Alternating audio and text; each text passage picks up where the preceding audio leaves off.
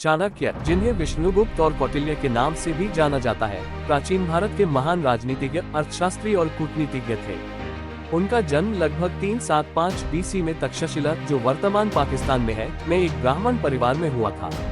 चाणक्य का वास्तविक नाम विष्णुगुप्त था और उन्हें उनकी कूटनीति और राजनीति की गहरी समझ के कारण कौटिल्य भी कहा जाता है।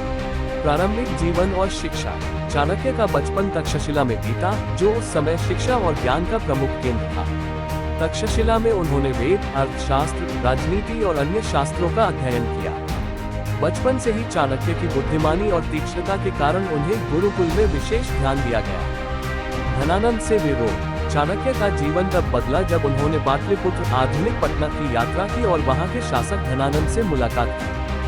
धनानंद एक क्रूर और अत्याचारी राजा था। चाणक्य ने उसके अत्याचारों को समाप्त करने का संकल्प लिया और यह प्रण लिया कि जब तक नंद वंश का पतन नहीं हो जाता, वे अपनी शिखा चोटी नहीं बांधेंगे।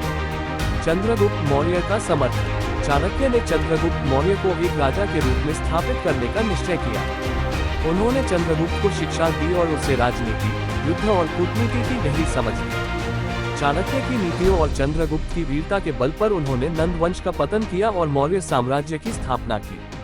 चंद्रगुप्त मौर्य मौर्य वंश का पहला सम्राट बना और चाणक्य उसके मुख्य सलाहकार के रूप में कार्य करते रहे। अर्थशास्त्र और चाणक्य नीति। चाणक्य ने अर्थशास्त्र नामक ग्रंथ की रचना की, जो कि राजनीति, अर्थव्यवस्था, युद्धकला और प्रशासन के विभिन्न पहलुओं पर आधारित है। इस ग्रंथ में राज्य संचालन, कूटनीति, अर्थव्यवस्था, कर प्रणाली और व्यापार पर विस्तृत रूप से चर्चा की गई है।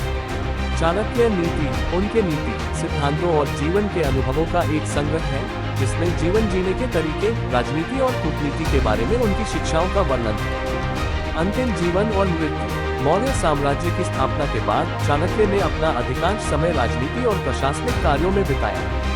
उन्होंने चंद्रगुप्त के साथ मिलकर मौर्य साम्राज्य को शक्तिशाली और संगठित बनाया।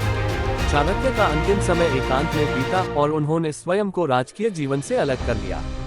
उनका निधन लगभग 283 बीसी में हुआ, लेकिन उनकी शिक्षाएं और नीतियां सदियों तक भारतीय राजनीति और प्रशासन में प्रेरणा स्रोत बनी रहीं। चाणक्य की विरासत।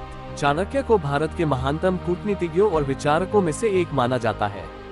उनकी नीतियां और सिद्धांत आज भी प्रासंगिक हैं और उन्हें राजनीति, प्रबंधन और नेतृत्व के क्षेत्र में एक महत्वपूर्ण स्थान प्राप्त है।